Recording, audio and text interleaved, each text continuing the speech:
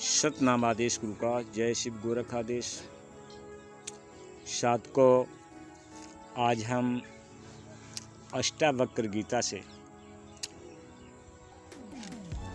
ये आपको बताने जा रहे हैं कि जिसने ब्रह्म को जान लिया है उसकी दशा क्या होती है।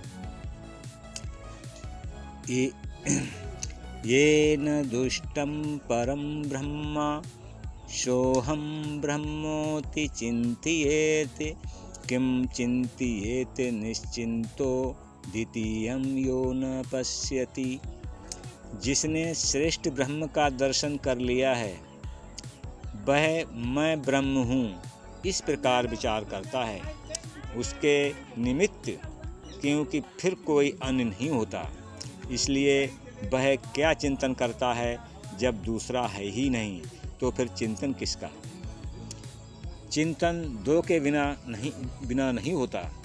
एक चिंतन करने वाला और दूसरा जिसका चिंतन किया जाता है, अर्थात उसमें जीवन तथा दोनों भिन्न भिन्न होने पर ही चिंतन संभव है।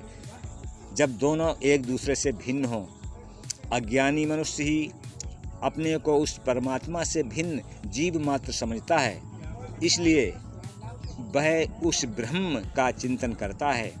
क्योंकि उसने ब्रह्म को देखा है, तो देखने वाला उस परमात्मा से भिन्न है, तभी वह देखता है।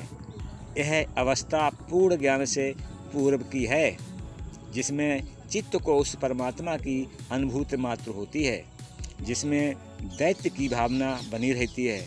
इस अवस्था में वह मैं ब्रह्म हूँ का चिंतन भी करता है, परंतु उसमें मैं तथा ब्रह्म दोनों की उपस्थिति रहती है। पूर्ण ज्ञान की अवस्था में यह मैं जो अहंकार मात्र है समाप्त हो जाता है, तब सिर्फ ब्रह्म ही शेष रह जाता है।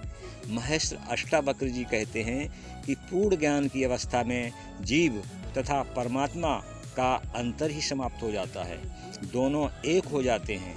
अहंकार बसी मैं का ब्रह्म से भिन्न अस्तित्व ज्ञात हो रहा था, वह समाप्त हो जाता है। तो सभी जगह एक ही ब्रह्म का आभास होता है, फिर कौन किसका चिंतन करे। ज्ञान की यह चरम अवस्था अद्वैत की है, जिसकी अनुभूति कुछ ही उच्च श्रेणी के ज्ञानियों को हुई है। जिन्होंने अहंकार बचा लिया, उन्हें मैं से भिन्न ब्रह्म का अनुभव हुआ। तो साधकों, यह सूत्र 16 अष्टावक्र गीता की जो व्याख्या हमने आपको सुनाई है, यह आपको कैसी लगी ये हमें कमेंट में बताएं। जय शिव गोरखादेश। सतनाम आदेश गुरु का। साधकों, इस चैनल को सब्सक्राइब अवश्य करें और शेयर भी करें, जिससे ये ज्ञान की बातें लोगों तक पहुँचें और उन्हें समझ हो। Thank you. जय शिव गोरखादेश।